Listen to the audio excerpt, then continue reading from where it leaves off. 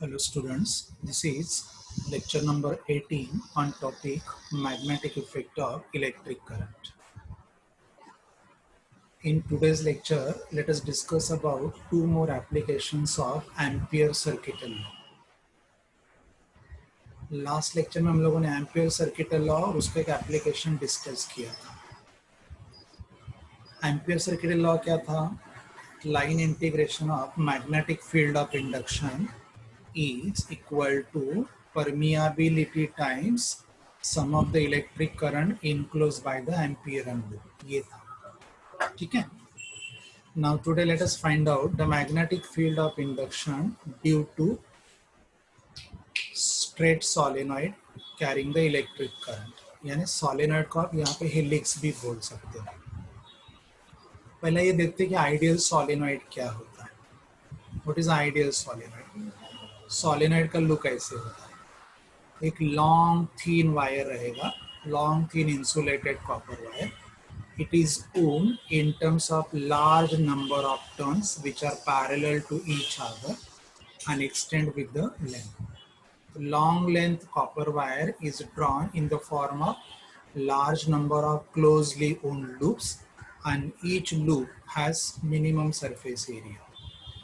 तो लेंथ को आपको ड्रॉ करना है in terms of large number of turns और हर टर्न का रेडियस जितना स्मॉल होगा उतना that structure tends to ideal solenoid. कैसे देखो, मैं वापस पढ़ता हूँ. Ideal solenoid would have infinite length.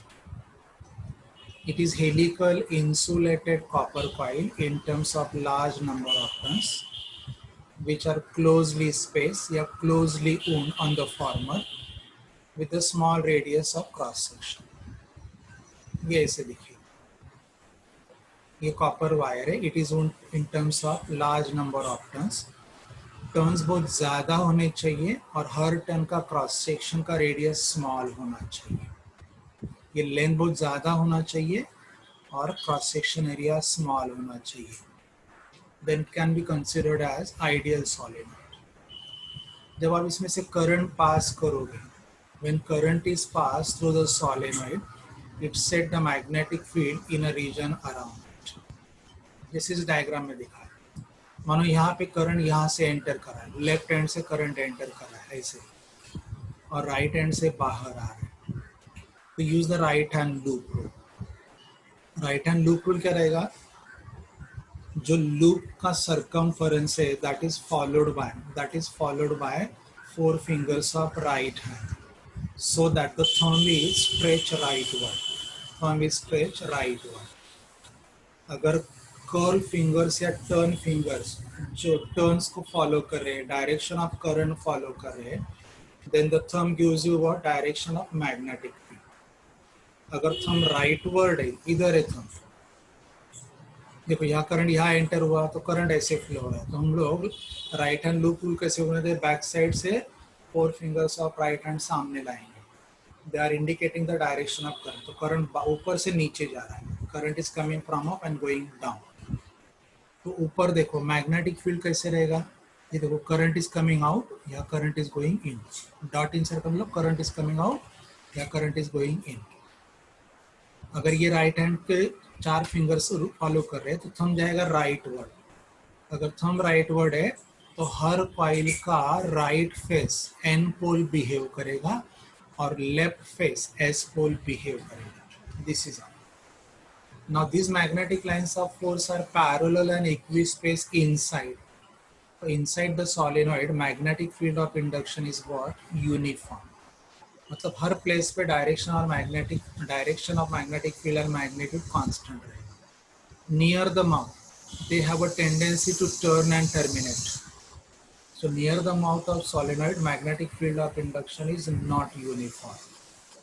और यहाँ outside, because of shrinking tendency, magnetic lines of force are very few.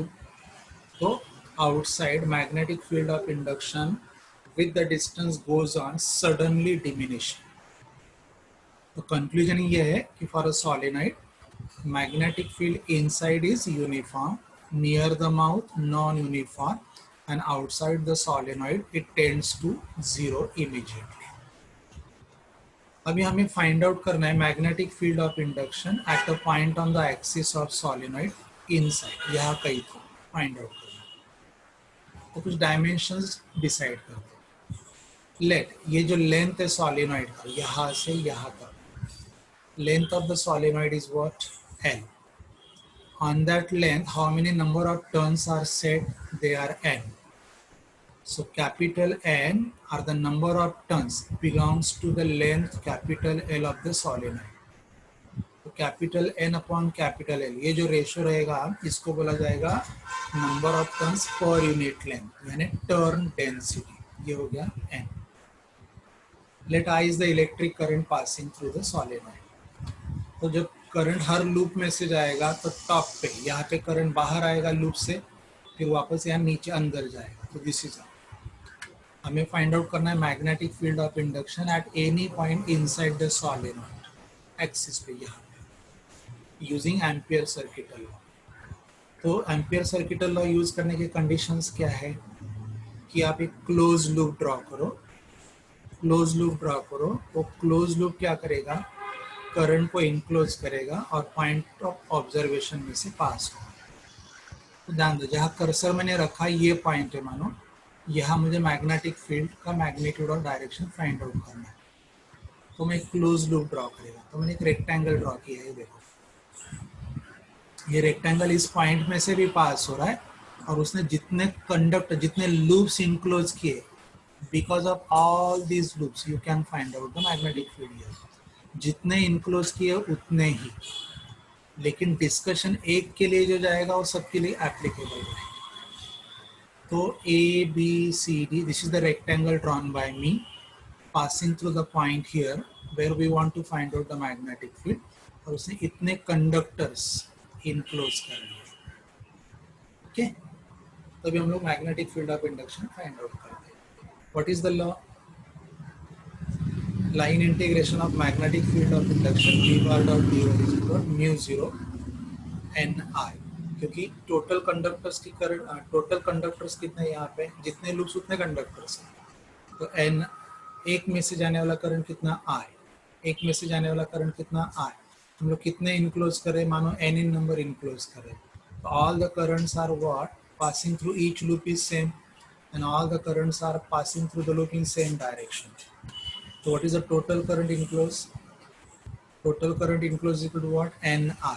What is I? I is the current through one loop. How many loops are enclosed? N in number. So this is the total current. हम लोग सब current को add करेंगे because all the loops are carrying the current in same sense. तो ये हो गया integration b bar dot d bar is equal to mu 0 Ni. अभी लास्ट एप्लीकेशन में क्या था, हम लोगों ने सर्कल ड्रॉ किया था, तो सर्कल का टोटल लेंथ हमें डायरेक्ट मिल गया था, इंटीग्रेशन dl मिला था 2 पाई r।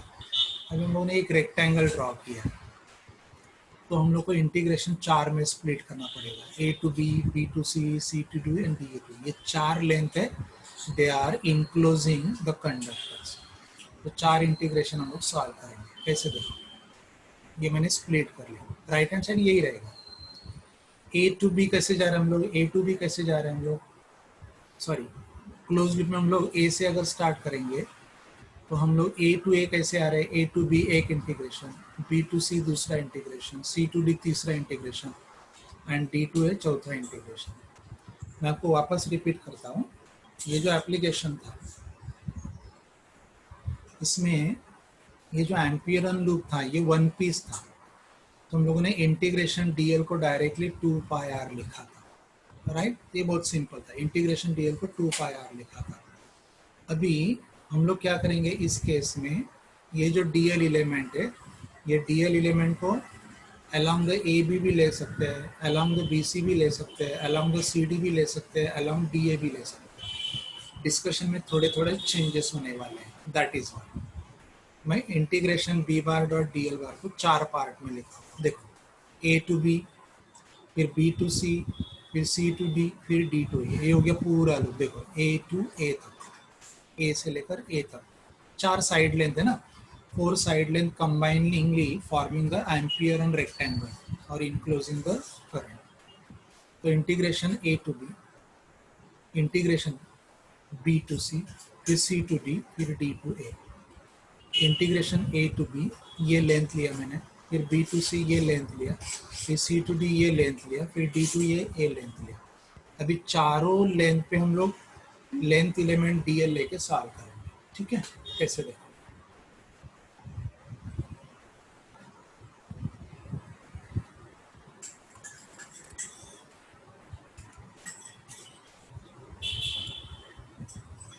ये मैं यहाँ लेके ध्यान दो। ये देखो integration B bar dot D L, A से लेकर बी तक, अगर मैंने इसके ऊपर करंट एलिमेंट लिया डी एल, इसके ऊपर अगर मैंने करंट एलिमेंट लिया तो करंट एलिमेंट का डायरेक्शन और बी बार का डायरेक्शन सेम है। तो integration B bar dot D L from A to B, length D L is from A to B, ये कितना हो जाएगा B D L cos theta. But what is angle between B bar and D L bar, अगर मैंने D L along the A B लिया तो 0 हो जाएगा। तो integration B bar dot D L के कितना होगा बी इंटू एल, एल मतलब ए से बी तक का लेंथ जो हम लोगों ने कंसिडर किया है। ये पहला पार्ट सॉल्व हो गया। अभी ये दूसरा, अभी ये जो डी एल है बी टू सी पे लेना है, ये बी से लेकर सी पे लेना है। तो इसके ऊपर अगर मैंने लेंथ एलिमेंट लिया तो लेंथ एलिमेंट का डायरेक्शन अपवर्ड और बी का डायरेक्शन राइटवर्ड। तो डी एल बार और बी बार में एंगल हो जाएगा 90 डिग्री, cos 90 डिग्री हो जाएगा 0। तो ये इंटीग्रेशन का वैल्यू कितना हो जाएगा 0। ये देखो ये 0। अभी तीसरा ले लो सी डी, अगर मैंने इसके ऊपर डी एल बार लिया तो यहाँ डी एल बार का डायरेक्शन है लेफ्टवर्ड, बी का डायरेक्शन है राइटवर्ड। ठीक है, तो दोनों में एंगल कितना हो गया 180 डिग्री। दो द एंगल इज 180 डिग्री, लेकिन ये जो सेगमेंट है ये आउटसाइड द सोलेनॉइड है, तो यहाँ पे मैग्नेटिक फील्ड ऑफ इंडक्शन है ही नहीं, तो ये भी कंट्रीब्यूट करेगा 0। अभी साइड डी ए पे आ जाओ, साइड डी ए पे अगर मैंने करंट एलिमेंट लिया तो डी एल का डायरेक्शन डाउनवर्ड है और बी का डायरेक्शन आउटवर्ड है, तो दोनों में एंगल कितना हो गया 90 degree, cos 90 degree is what 0। ये चलो, तो ये चारों जो है, जो चारों मिलके they all four combinedly giving you the ampere and rectangle A B C D. तो चारों का एडिशन करो, that gives you total magnetic induction at point यहाँ पे ऑन द एक्सिस। तो ये नॉन जीरो है बी डी एल, ये 0 दे रहा है, ये 0 दे रहा है, क्योंकि दोनों कैसे, दोनों लेंथ एलिमेंट कहाँ पे है perpendicular to the magnetic field है, तो ये कंट्रीब्यूट नहीं कर रहे। ये बाहर है तो ये भी कंट्रीब्यूट नहीं करेगा, तो इन तीनों को भगा, ये बचेगा। देखो मैंने यहाँ लिए बी एल 0 0 0 और ये बी एल, ये हो गया। तो B D L is equal to mu 0 N I, तो बी इज इक्वल टू ये एन इधर ले लो, तो N upon L can be replace by small N. So this is the magnetic field of induction at any point on the axis of solenoid, but inside. अगर उन्होंने बोला कि find out the magnetic field of induction near the mouth, तो near the mouth magnetic field of induction जो रहते हैं non uniform रहते हैं। तो नॉन यूनिफॉर्म कितना लेते हैं, एवरेज वैल्यू लेते हैं, कम से कम 0, ज़्यादा से ज़्यादा b, तो 0 प्लस b बाई 2, ये हो गया एवरेज वैल्यू। ये रहेगा नियर द माउथ। देखो b at the end is b inside divided by 2, ये हो गया magnetic field of induction at a point on the axis of solenoid carrying the electric current. Now one more application to be discuss, ये इसको बोलते हैं toroid. इसमें कुछ फर्क नहीं है, ये सोलेनॉइड ही है, it is the solenoid, but this solenoid is bend and circle is form. Solenoid को हम लोगों ने बेंड किया और सर्कल फॉर्म हुआ, that circle is called as, this circle is called as toroid या torus, toroid या torus। ये इसको रोल ऑन रिंग भी बोला जाता है। आपको फाइंड आउट करना है magnetic field of induction at the centre of this toroid. यहाँ पे वही कंटेंट है, सोलेनॉइड का ही कंटेंट है एज इट इज, खाली हम लोगों ने यहाँ पे जो कैपिटल एल लिया था, कैपिटल एल जगह आपको क्या लेना है अभी 2 पाई आर लेना है, कैपिटल एल की जगह खाली आपको 2 पाई आर लेना है। कैसे देखो, फिर मैंने क्या किया, in order to find out the magnetic field of induction at this point, मैं यहीं से पढ़ता हूँ। कैसे देखो, यहाँ पे क्या हो रहा है, करंट बाहर से अंदर आ रहा है, करंट बाहर से मतलब ऊपर से अंदर आ रहा है ऐसे, तो यहाँ पे अगर मुझे ऊपर करंट का डायरेक्शन दिखाना हो, सरकमफरेंस पे ऊपर दिखाना हो, जहाँ मेरा कर्सर है, यहाँ पे डायरेक्शन ऑफ करंट रहेगा कमिंग आउट, इसलिए डॉट सर्कल से दिखाया। और अंदर से लेंगे तो करंट अंदर जा रहा है, तो यहाँ अगर डायरेक्शन ऑफ करंट दिखाओगे तो नॉर्मली इनवर्ड।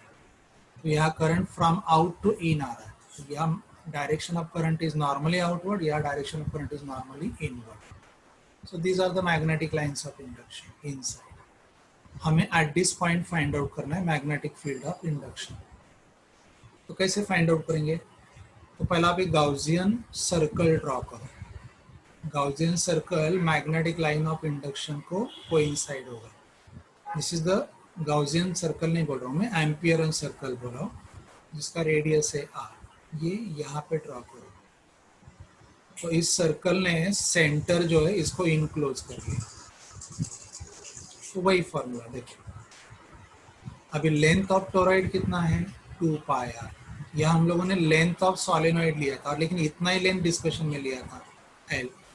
तो टोरॉइड और सॉलिनॉइड में बेसिक डिफरेंस क्या है? यहाँ लेंथ एल लिया जाता है, टोरॉइड में क्या करते हैं, उसी लेंथ की जगह उस लेंथ को हम लोगों ने टर्न करके सर्कल में कन्वर्ट कर दिया है। तो L can be replace by circumference of toroid, यानी 2 पाई आर। देखो वही फॉर्मूला है। R is the radius of toroid, 2 pi R, जो हम लोग कैपिटल एल लेते थे, अभी 2 पाई आर है, क्योंकि लेंथ को मैंने सर्कल में सर्कमफरेंस में कन्वर्ट कर लिया। तो 2 पाई आर, ये हो गया circumference of toroid. N is what? Total number of turns of the toroid. But this total number of turns corresponds to this length. So n upon 2 pi r. This total number of turns corresponds to this length. Solenoid में क्या था? Capital N was corresponding to capital L. तो n upon capital L को हम लोगों ने turn density लिया था, small n. या turn density क्या लेंगे? Capital N upon 2 pi r. इसको लेंगे turn density. वही current pass हो रहा है, वही फॉर्मूला है। देखो, integration b bar dot dl is what? mu 0 ni. Total turns enclosed by the ampere loop is what? N. Current is what? Individual current अगर 1 रहेगा, I1, I2, I3, they are total n in number, carrying the current in same direction. तो total current enclosed कितना हो गया?